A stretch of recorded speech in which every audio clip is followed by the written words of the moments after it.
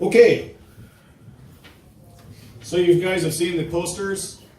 Hopefully that nice, beautiful poster they put together had something to do with you being here tonight. I appreciate the work that they put into this. And Norma, thank you for starting these, and I really appreciate everyone coming out on a snowy night like tonight. This is a Anishinaabe medicine wheel. I want to say bonjour. Welcome to our Anishinaabe Aking. This is the traditional homelands of the Anishinaabe. Some of you have heard me say that before. If no one has ever welcomed you from an Anishinaabe Ojibwe perspective to our traditional homelands, welcome. Wabanung Meshe Kiyak Kiyak Dijnakas. My name in Anishinaabe, it means that hawk coming down out of the eastern sky. And so we have, at the same time that we exist here in Marquette, Michigan, we also exist here in Kitchenemebene Zibing, the place of the Great Suckerfish River. So this place has an Aboriginal identity. It's an indigenous place that we call our home, and so it's important that we think about these dual realities that sometimes we're faced with. My family is Crane Clan, Ajijak and Godem. And Crane Clan is one of our primary leadership clans in our culture. We have the Cranes, the Loons, and the Fish Clan. And so my family is Crane Clan. Our responsibility is to listen to the rest of our community, the rest of our families, and to hear what they say, to see what they see, to feel what they feel. That's a really important responsibility. I take it very seriously. And so it's something that I incorporate into the work I do. And then we also speak when we have that all together to other people about those things. It's really an amazing gift to be given, to be born into that responsibility. It's also a very heavy burden at times. And so I just thought I would share that with you. This is our Anishinaabe medicine wheel. And how many of you have seen this before? Obviously on the poster, come on. So, the medicine wheel, when I tell my students about this, when I introduce them, I say it's kind of like putting a contact lens in front of your eye. You see everything through this. You guys have heard about the third eye, right? And the one in front of your brain. So if we think about it like that, it makes a lot of sense. Everything in life you can see through this. And so when I see the medicine wheel, the first thing I think about is spirit. And of course that's the title of the presentation this evening. The spirit of science in American Indian education. And so oftentimes we don't hear those two things together, spirit and science. But from an Anishinaabe perspective, it's impossible not to think about, because spirituality truly is the core of American Indian education. So we don't separate those. In fact, we start there and we come back to it continuously. And so that's a very important concept. So the first thing I think about, you guys have heard of the Common Core state standards? Those of you who are in education? Okay, so our Anishinaabe Common Core is spirituality. So it's very, very different in some respects. Nonetheless, it's the first thing I think of. I also think of the relationships that we have. We're taught that this represents this eastern direction, this yellow direction, that represents those beginnings of our relationships with other things in creation. The babies, when we're born, we all think about, we have our first memories, it goes way back. We think about when our children were first born, the first time we met people. I try to remember those things and how did our relationship progress. So all of these things, as we evolve, we go to that southern direction. In that southern direction, it represents our adolescence, that time in our lives when we make a lot of mistakes, right? When I was a teenager, I made a lot of mistakes. One of the mistakes I made almost ended me up in a juvenile detention facility down in Houston, Texas. And in Texas, I'll tell you what, how many of you live in Texas? They take it pretty serious, right? So anyway, instead of going that, I ended up going in the military. And so it was a time in my life where I had a lot of lessons to learn, I guess. When we're Middle Agers, we're thought to be in that Western direction. The Middle Agers. It's also known as the leadership direction. These are the people who take care of the young ones and the elders. We take care of those because we have people who need us. They can't take care of themselves. And so it's, again, a heavy burden on us to be in that direction, to take care of others. It's also the direction that we think of as the veterans. The veterans in our ceremonies, they sit in that Western direction. It's also the road of the souls. Some people say the road of the souls. When the sun comes up, it sets in the west. And so when we pass on, we go out that door. That northern direction, that's where our elders sit. At the time in our lives when we reflect back on everything that we've done and we prepare for that next life when we move on as a different spirit being. And so all of these relationships are in that medicine wheel. It's about ceremony. That was supposed to happen. Ceremony. So a lot of our ceremonies happen in circles.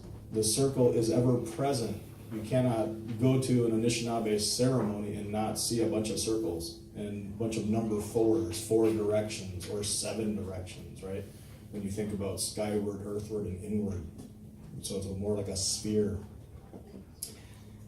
It's also, interestingly enough, for those of you who have been to sweat lodges, you might know this, but it's like looking up at the top of a sweat lodge. You see the lodge poles. They actually make a medicine wheel.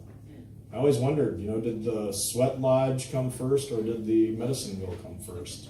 I don't know. Everyone else, they're really intense when they're in a sweat lodge. I'm thinking, which one was first? So obviously there's 4 colors, and people think about, well, what do these colors mean? They can mean a lot of things, right? The beginning of the new day, the sunrise, the afternoon, the evening, the dawn, the time between darkness and light. Can also mean the springtime, right? The new, what we call Monokame, the time of the good earth, the coming of spring. The summertime, the fall, and what's this white stuff we have out here right now? It's the winter time of our lives.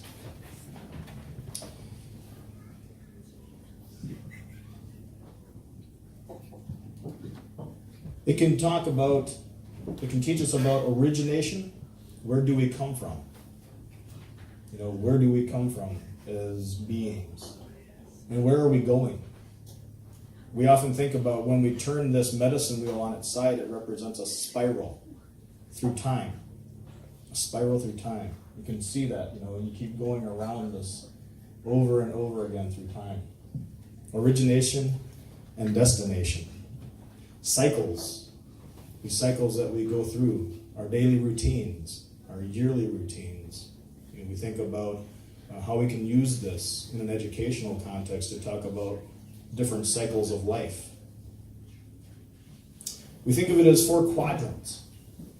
We can actually see that things happen in different parts of this whole. And so sometimes people think that you have to have a separation, right?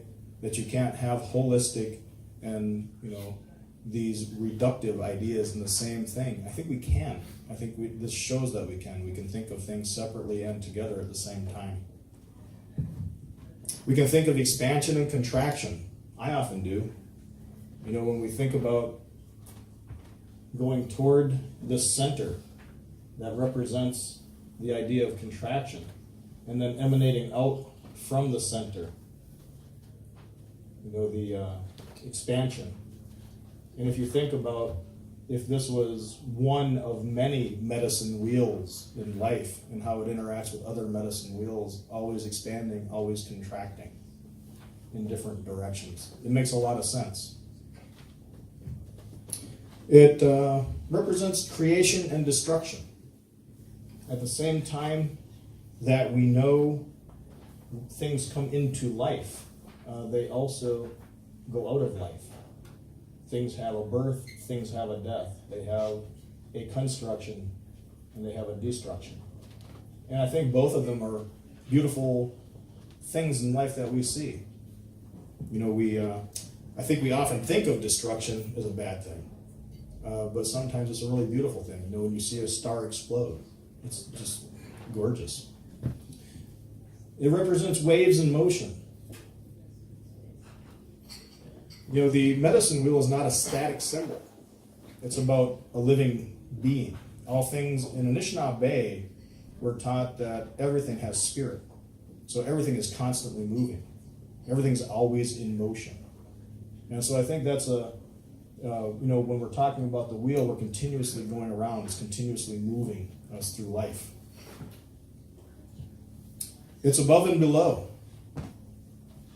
When we're here and we go toward the center, you guys have seen teepees. Well, teepees, we're a lot like the Lakota in that way. The Lakota, Dakota, Nakota people, the Plains people. We say it is on earth as it is in the heavens.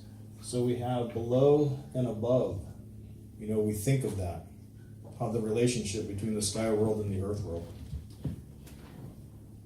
We also think, I use it in my classes, and some of you guys have had my classes before. I use it to think about data collection, planning, implementation, and reflection. The idea of a medicine wheel logic model. And I think that's a very healthy way to think about how do we approach projects, right? How do we approach doing our classes? Those are really important things. They have a beginning. They have the adolescence of our thoughts, the implementation, and the reflection back on what we've done. It makes a lot of sense for that.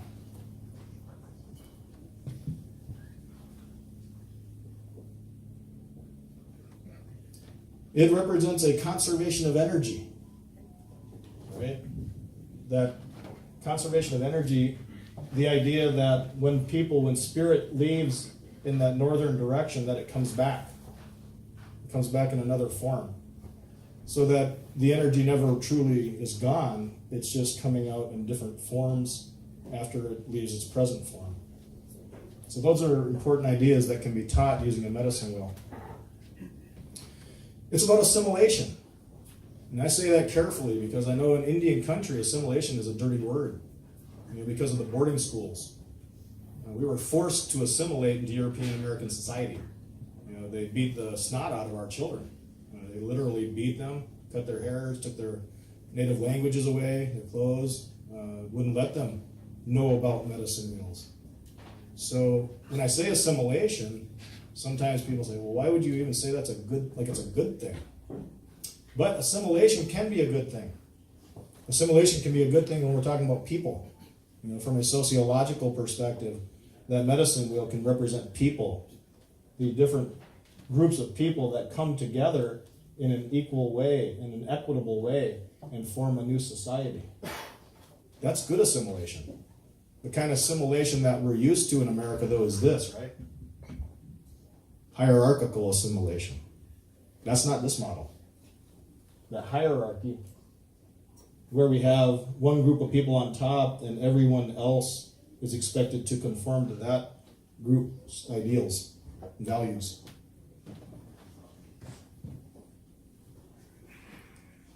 It's about synergy. It's about the idea of different things coming together to create new and emergent properties. The greater spirit. We often think of the circle, the medicine wheel in and itself. You heard people talk about the great spirit. Well, we say Kichimanadu. So Kichimanadu means the great spirit. But there are also lesser spirits. So within these spirits, there may be smaller spirits. In my classes, I talk about the idea that we are both micro and macro, right? We exist on both micro and macro levels. That we, some of you studied biology. We have those gut bacteria. Anyone know about those? Those bacteria that help us to digest food and live as human beings that we wouldn't be able to live without. So, we're part of that. Some of you think about, some of you say, Gaia or Gia, I've heard it both ways. The idea that the Mother Earth is alive. And we say Gashe Aket, the Mother Earth. And so we're part of this other larger being, right? If you think about it in that context. So we're both micro and macro, but we're still ourselves too. And so we see ourselves in that way, that we are synergistic beings. We are our ancestors and descendants. When we look back in time along that medicine wheel spiral, we think about our ancestors, whether that's a genetic perspective, that we are who they are presently, or we look forward and we say that 7 generations philosophy from now, they are us in the future, and what we do now will impact them. We use this to talk about the center, the balance. The center of a medicine wheel represents balance. And if we go too far one way on this, we get out of balance. And so it's a health model. It's the idea that we have to always try to strive toward the center of the medicine wheel in order to be at the best place in our lives. And so that's an important teaching for the idea of how we're supposed to relate to other things in creation. It's about sustainability. Something I think that I've really, in working with some of you on campus, through classes or through committee work, I think is something we've taken very seriously in this community.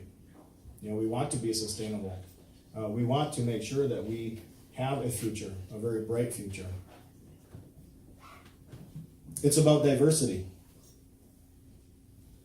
We have different kinds of people, different colors, different ways of thinking, different ways of approaching our understanding of the world around us. We think of our relationship through a spiritual lens, and that's really strange for some folks, I know. To place the spiritual core in our education system, but it's okay. It's okay because we can work across lines and try to understand how other people think.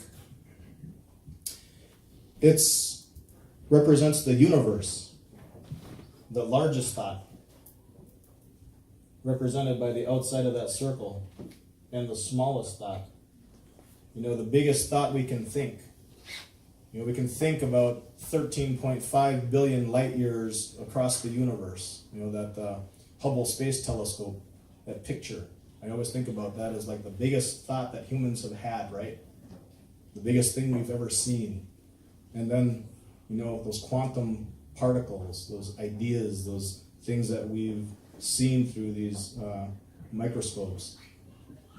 It's small as it can get, the human thought. And we exist in between that outer circle and the center of that circle. It represents, they talk about the theory of everything. And I think this truly does represent a theory of everything from an Anishinaabe lens.